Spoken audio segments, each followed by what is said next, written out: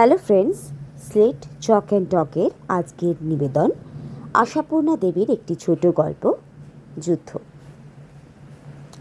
মালতীদি তার টোল খাওয়া গালে আরও টোল ফেলে চাপা হাসি হেসে বলে, নতুন বইয়ের অনারে পিকনিক করছিস?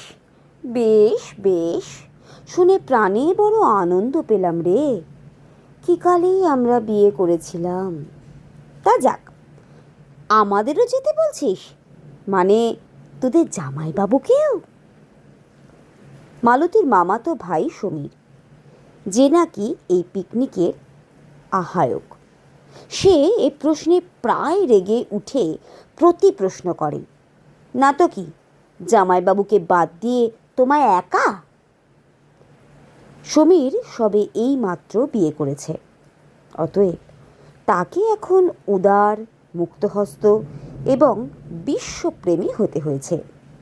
তুতো টুতো মিলিয়ে যেসব গাদা গাদা বোন আর বৌদির সম্পর্কে এ যাবৎ উৎসাহের কোনো চিহ্ন দেখা যায়নি, সমীরের তাদের সবাইকে জুটিয়ে নিয়ে বিয়ের অষ্টমঙ্গলার মধ্যেই মহোৎসাহে দুদিন সিনেমা আর একদিন মুক্তাঙ্গনে থিয়েটার দেখানো হয়ে গেছে। আবার এখন এই পিকনিকের তোড়জোড়। পিকনিক তো আরও ব্যাপক ব্যাপার, কিন্তু সে ঝুঁকি সমীর স্বেচ্ছায় মাথায় নিয়েছে এবং কন্যাদায়ের মতোই এ বাড়ি ও বাড়ি নেমন্তন্ন করে বেড়াচ্ছে। আসল কথা, বিয়ে বাবদ যে ছুটিটা নেওয়া হয়েছিল তার এখনও দিন 4-5 মাত্র হাতে আছে। এতে মধুচন্দ্র যাপনে যাওয়ার প্রশ্নই ওঠে না। অথচ একটা কিছু না করলেও মন উঠছে না। ছুটিটা বরবাদ যাবে কেন? তার শেষ মিনিটটি পর্যন্ত নিংড়ে নিংড়ে সুখের সুধা বিন্দু আহরণ করে নিতে হবে না? অবশ্য সে আহরণের আরও অনেক বেশি রিফাইন্ড পদ্ধতি আছে, কিন্তু সমীরদের জন্য ছিল না, নেই। সমীরদের বাড়ি এমন নয় যে সেই রিফাইন্ড পদ্ধতিকে সমর্থন করবে। তাদের বাড়ি পরিবার এখনও বিগত যুগের নীতিতে বিশ্বাসী। পারিবারিক কোনো ব্যাপারে সমবেত সঙ্গীতের টান না উঠলে ওরা আহত হয়। তাই সমীরকে পিস্তুত দিদির দরবারেও এসে আবেদন জানাতে হচ্ছে। আবেদন আর কিছু নয়, আমাদের আনন্দে যোগ দিয়ে আমাদের বাধিত করো। অবশ্য মালতীদির সম্পর্কে সমীরের মনোভাব দায়সারা নয়, বরং রীতিমতো উচ্চ। আসার আগে নতুন বউকে সে বিশদ বুঝিয়েও এনেছে। মালতীদি, ওহ, একাই 1000 যা জমাতে পারে, দারুণ, তেমনি করিত কর্মা। মালতীদি গেলে একাই পিকনিকে সব কিছু ম্যানেজ করে ফেলতে পারবে। আর যা সাংঘাতিক ভালো রান্না না মালতীদির, বলে বোঝানো যায় না। নতুন বউ এই উচ্ছ্বাসকে কি চোখে দেখত কে জানে, তবে মালতীদির বয়সটা জেনে ফেলে বোধহয় নিশ্চিন্ত আছে। সমীরের থেকে অন্তত বছর 10 বড় মালতীদি।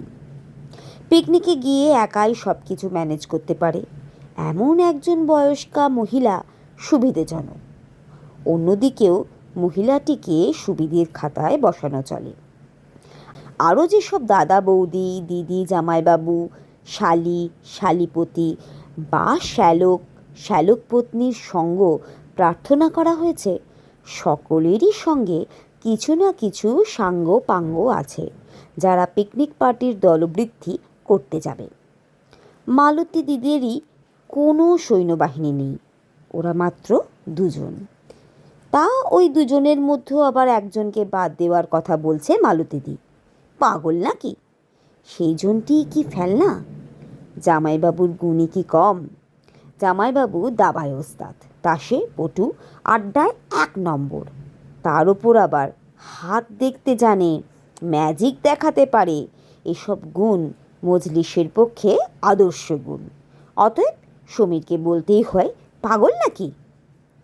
মালতী তার স্পেশাল হাসি হেসে বলে, পাগল নাকি? তোর জামাইবাবুর সঙ্গে ঘর করতে করতে শুধু পাগল কেন, বদ্ধ উন্মাদ হয়ে বসে আছি। সে যাক কথা, ভাবনা তোদের নিয়ে। নতুন বউ নিয়ে আমোদ আহ্লাদ করতে যাচ্ছিস, তাই বলা। তোদের জামাইবাবু পুরো পার্টিটাকেই না পাগল করে ছাড়ে। এককালের নতুন বউরা সেকালের মুখে তালা চাবি আটা নতুন বউ নয়। সমীরের নতুন বউ সুরঙ্গমা মৃদু হেসে বলে, বড্ড বেশি গৌরবধন করা হচ্ছে না মালতীদি? মালতী চাপা কৌতুকের হাসি হেসে বলে, বেশি? আচ্ছা ঠিক আছে, নিয়ে যাও, বুঝবে ঠেলা। বাজে কথা রাখো মালতীদি, সমীর বলে ওঠে। সব সময় তুমি জামাইবাবুর নিন্দে করো কেন বলো তো? আজ রবিবার। সুধাকর বারান্দায় বসে খবরের কাগজ ওল্টাচ্ছিল। সমীরদের আসতে দেখে এই ঘরে এসে বসেছিল। মালতী তাকে ভাগিয়েছে ঘর থেকে, বলেছে, কাগজ পড়ছিলে, পড়োগে না। শহরে কটা রাহাজানি, কটা ছিনতাই, কটা নারীহরণ হয়েছে দৈনিক, তার হিসেব রাখোগে। আমরা ভাই বোনে দুটি মনের কথা কইব। সমীর হইচই করেছিল। মালতীদি বলেছিল, ঠিক আছে বাবা, কুটুম নয় যে অপমানের জ্বালায় চলে যাবে। আর সুধাকর হেসে হেসে বলেছিল, চিন্তার কারণ নেই শালাবাবু, ঘরের বাইরে থেকেও মন প্রাণ কান সব তোমাদের কাছেই রইল। এখন বলে উঠল, ওহে শ্যালক, পারবে পারবে, বুঝতে পারবে, এরপর থেকে পারবে। এর নাম কি জানো? কৃষ্ণ কথার সুখ। শ্রী রাধিকা বলে গেছেন, নিন্দাচ্ছলে কৃষ্ণর কথাই তো কইছে। মালতী একবার কটাক্ষে ওদিকে তাকিয়ে বলে ওঠে, থাক থাক, শাক দিয়ে আর কদিন মাছ ঢাকবে? সমীর, তোর নতুন বউয়ের সামনে ফাঁস করে দেব নাকি কথাটা? সমীর বলে, যদি নতুন বউ বলে সমীহ বোধ করো, নাই বা করলে।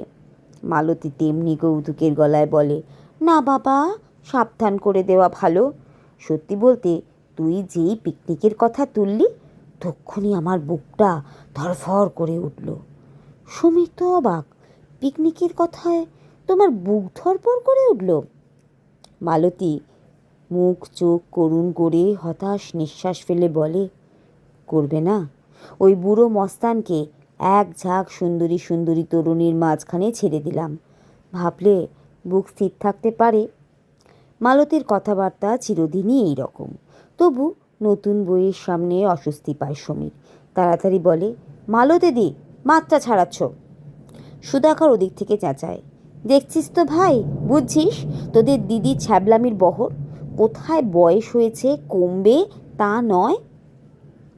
মালতী তেমনি হতাশ ভঙ্গিতে বলে, আমিও তো তাই ভাবি, কোথায় বয়স হয়েছে কমবে তা না, বুড়ো হয়ে যেন আরও।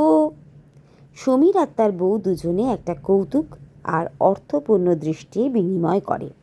যে দৃষ্টির অর্থটা হচ্ছে, বয়স হলে কী হবে, দুজনের রঙ্গরসের লীলাটি আছে বেশ।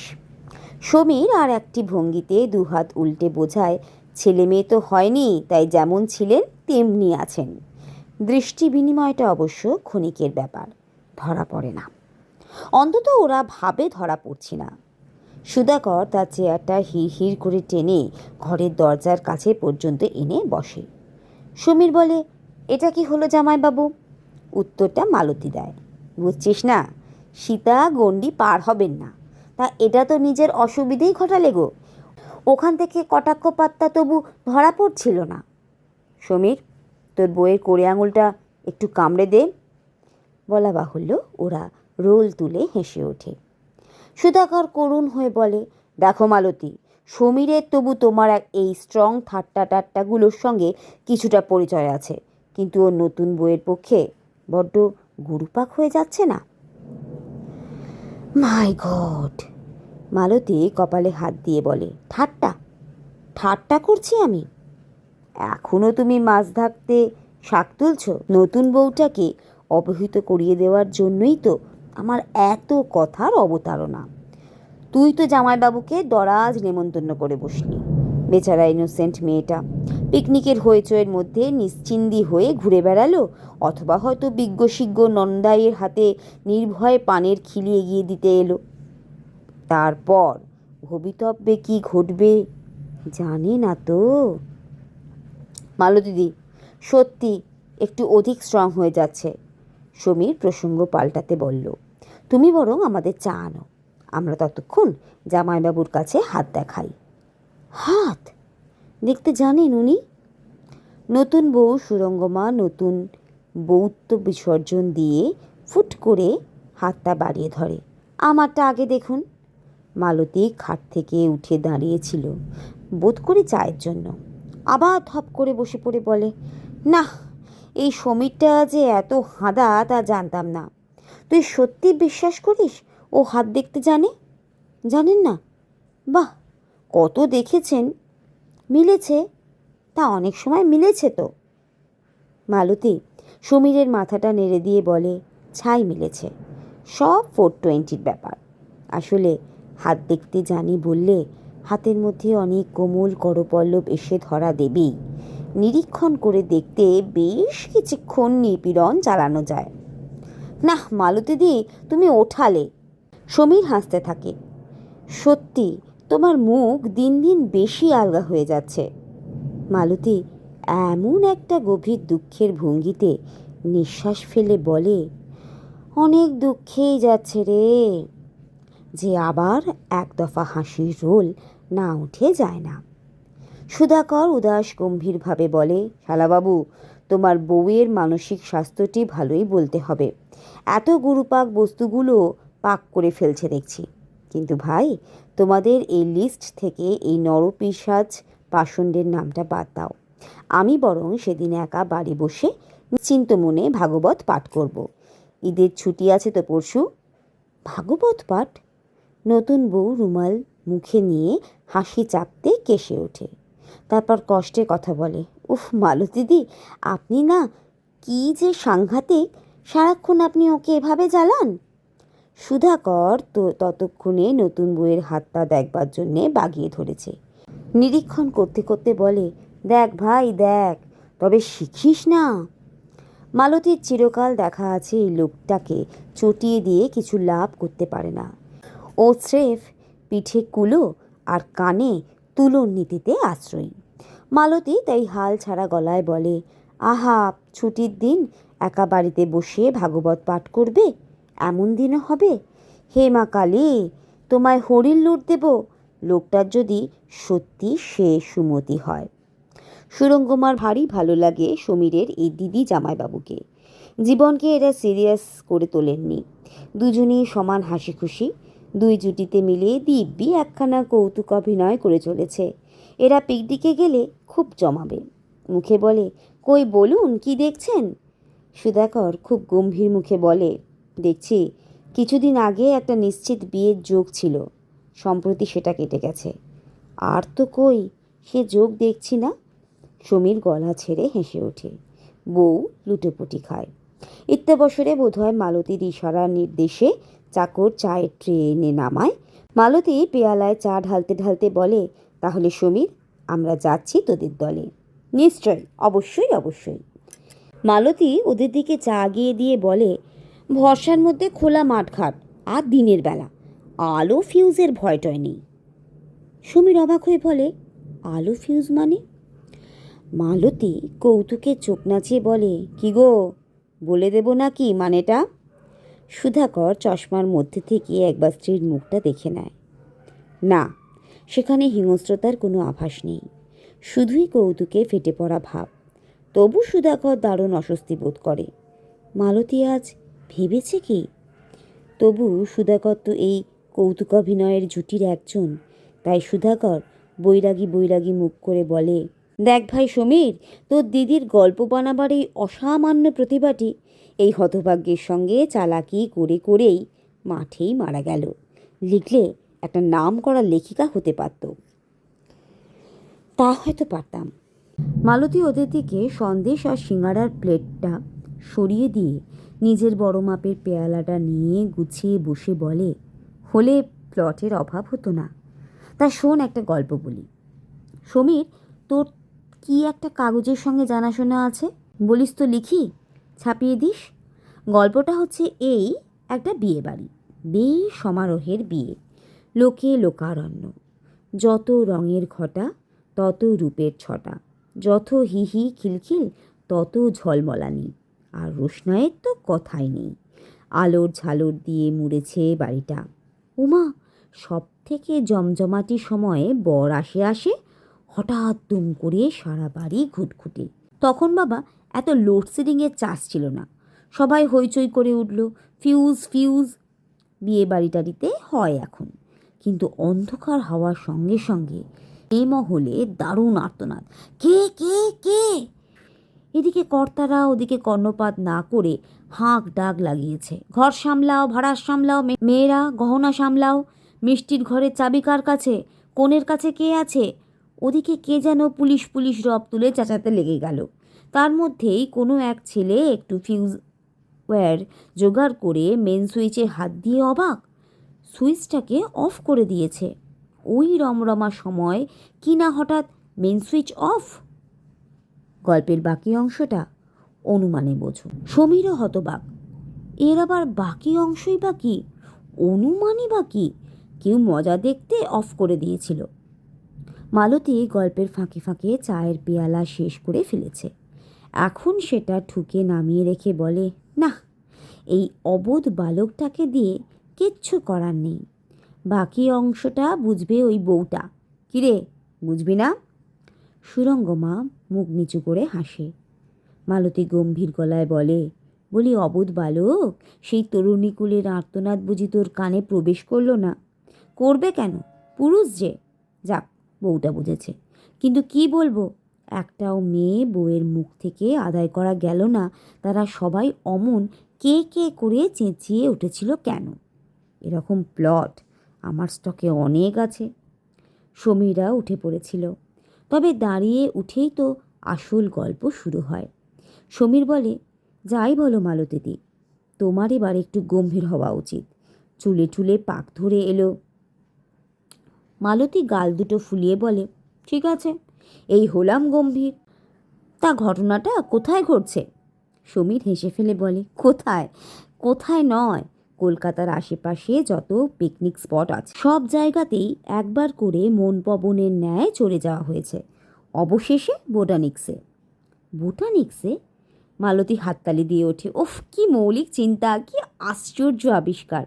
সমীর, কার মাথা থেকে এমন অনাস্বাদিত নতুন জায়গাটার নাম ঝরে পড়ল? সমীর দুষ্টু হাসি হেসে বলে, এই অসাধারণ আবিষ্কারের নায়িকা তোমার সামনেই দাঁড়িয়ে। বলে কি না কখনো বোটানিক্সে যাইনি। আশ্চর্যের কিছু নয়। মালতী বলে, আমি তো কখনো ভিক্টোরিয়া মেমোরিয়ালেও যাইনি। তাহলে? নতুন বউ হেসে বলে, ওই নিয়ে বাড়িতে যা হাসাহাসি, তবু আমার দলে একজন আছেন। মালতী উদাস গলায় বলে, সাধে আছি রে, ওসব জায়গায় গেলে কি আর লোকটাকে ফিরিয়ে আনতে পারতাম? কার আঁচলে সুতো ধরে কোথায় হাওয়াই হয়ে যেত। সুরঙ্গমার নতুন করে আবার ভালো লাগে। এদের জীবন দর্শনটি বেশ, হেসে খেলে কাটিয়ে দেওয়া। এই তো তার এক খুড়ি আছেন, ছেলে মেয়ে হয়নি, তিনি দিন রাত প্যাঁচা মুখ করে ঘুরে বেড়ান। যেখান থেকে পারেন আর যত পারেন মাদুলি এনে এনে পড়েন, আর যত পারেন ডাক্তার দেখান। দেখলে রাগ ধরে। ছেলে মেয়ে কি আর এমন বিধিরে বাবা? কি সুন্দর এদের জীবন, হাসি আহ্লাদে ভরা, মজা এই নিয়েই আছেন। তাহলে সেই আদি ও অকৃত্রিম বোটানি? হ্যাঁ, ওকে নিয়ে যেতেই হবে। না নিয়ে যাওয়ার প্রশ্নই উঠছে না। ঠিক আছে, তবে জেনে রেখো, তোমরা যা করছো নিজ দায়িত্বে করছো। ও যদি কোনো কেলেঙ্কারি করে না বসে তো কি বলেছি। নতুন বউ হিহি করে হেসে ফেলে চটি পায় দেয়।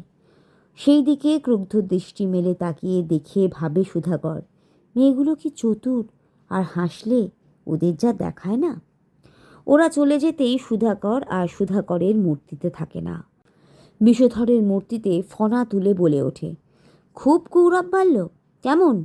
স্বামীর মুখে দোহাতটা চুনকালি মাখিয়ে নিজের মুখটা খুব উজ্জ্বল হলো। মালতীর সেই খুশিতে আর কৌতুকে ফেটে পড়া লালচে মুখটা একদম ঝুলে পড়ে কালচে মেরে গেছে। গালের টোলটা আলাদা করে বোঝা যাচ্ছে না, মনে হচ্ছে সারা মুখটাই টোল খাওয়া। মালতী যেন যুদ্ধে ক্ষান্ত হয়ে হাতের অস্ত্র নামিয়ে ফেলেছে। এক্ষুনি নতুন আর কোনো অস্ত্র হাতে তুলে নেওয়ার ইচ্ছে নেই। মালতী তাই ঠান্ডা গলায় বলে, চুনকালি মাখালাম না চুনকাম করলাম? সুধাকর গর্জন করে বলে, তুমি যেভাবে বাড়াবাড়ি করলে তাতে আর কেউ মনে করবে না ঠাট্টা করছো। মালতী আরও ঠান্ডা আর ক্লান্ত গলায় বলে, ওটা ঠাট্টা? এটা প্রমাণ করা তো তোমারই হাতে।